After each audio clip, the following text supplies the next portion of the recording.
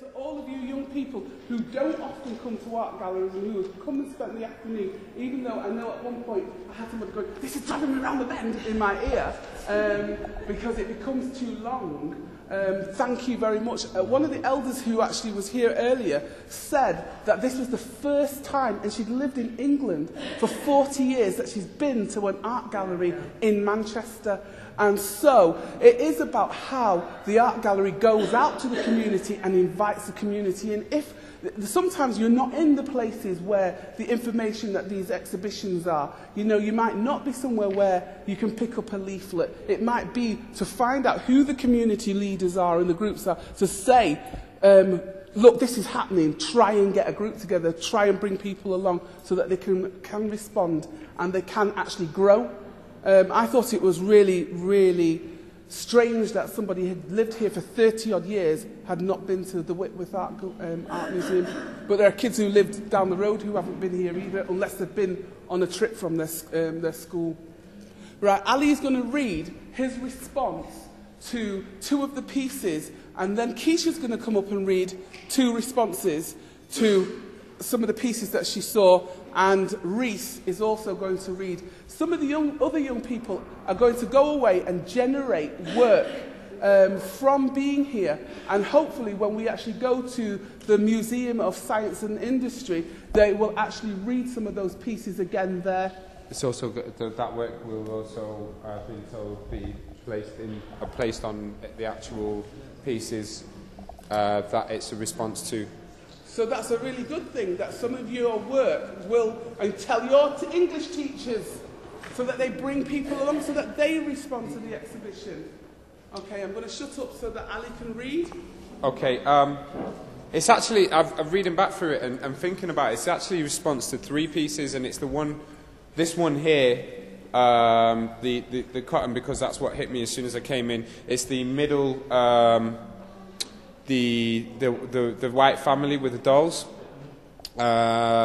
because of that juxtaposition, and it's a response to Venus as well, because that really, I had to have it broken down to me by Shirley May, but it really struck a chord. I have to say it was broken down to me by the professor himself from Lancaster, as I wouldn't have known. Your texture is soft, mush, red, stitch my grit. Sackcloth adorned, serrated raw skin, you forgot names, pain. Juxtapose your oblivious happiness with pain.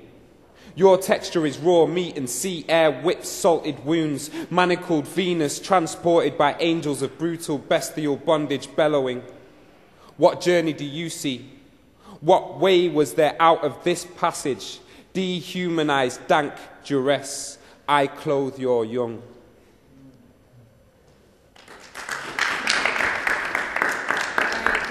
Piece is in response to the whole exhibition in general.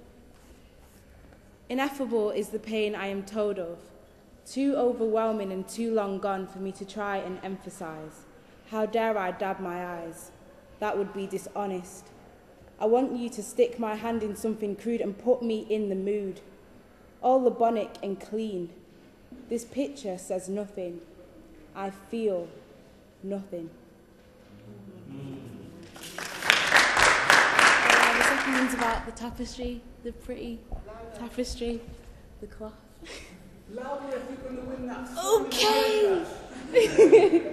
Weaved a we in this tapestry, sold for an inadequate price. African blood sun-dried on those cotton sheets, run over with blood from English fingertips. How pretty it is. This tapestry that makes patterns with my history, deludes and masks the savage compensation story it should tell. Don't attempt to throw it over me so that I am heavy with stale contempt. It does not belong to me, but I shall acknowledge it in this frame that was purchased parallel to its worth. My poem was all based on the bending bronzes. You just don't get it. Again, you just don't get it. Your attempt to chronicle significance has resulted in a blatant show of ignorance. It meant so much more than the symbolism of beauty prior to the African Holocaust. It represents the souls that have been stripped bare of pride, dehumanized, no longer the royalty they observe with their very own eyes. To tell that story in terms of relocation, a narrative content hiding so many chapters, it begs the question, why was it watered down, cut into a snippet, when the artifact in itself has deeper spirituality hidden within it? It's almost like a filler piece, the easy way out. Pencil hits the A4, finished. The letters run out. Devoid of our empathy, detached from compassion. It's better that you let the bronzes tell their own story.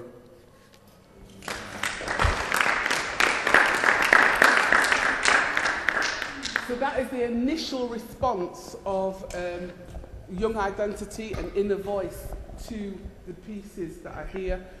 We thank you for inviting us along, and hopefully you won't be too scared of what they really produce at the end of this writing time about this particular or response to the exhibitions that we are going to see. And I'd just like to thank all the specialists who came down. I can't say that word. Curators that came down and actually helped to put the exhibition together.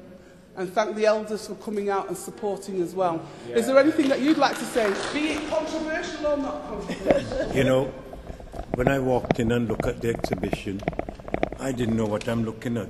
I came to look at slave artifact from the slave trade, but I see nothing like that. The only thing that connected to it was the business around the corner with the cotton. Cotton feed. But I believe the young people have done a good job what they've seen. And I think they came especially to see something that was really heart-rending, because the whole entire fact is heart-rending. You know, Peter said, Eric Williams wrote a book, and his book was about capitalism and slavery. Slavery was about money.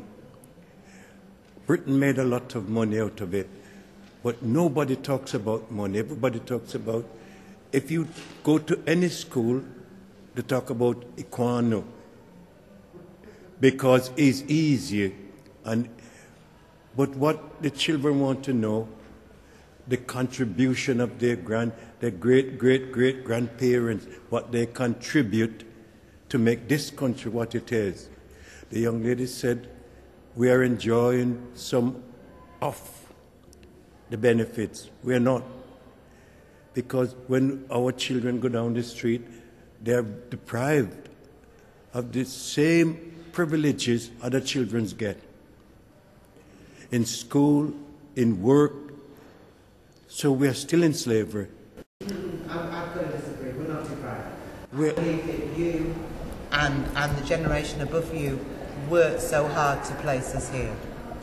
I believe our generation now, this generation now, worked so hard to move forward from the work you did to put us here. I believe that society will always try to marginalise us, but in this room and out on the street, the majority of our young people are warriors. They will not be knocked down. They will not be pushed into corners.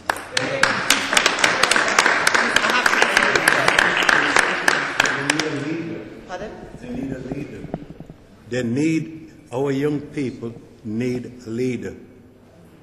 There you go. There it was. Say it loud. Say it again. I'm a leader. Say it again. Say it again. I'm a leader. Say it again. This is not one of those camps where you have to do that shit.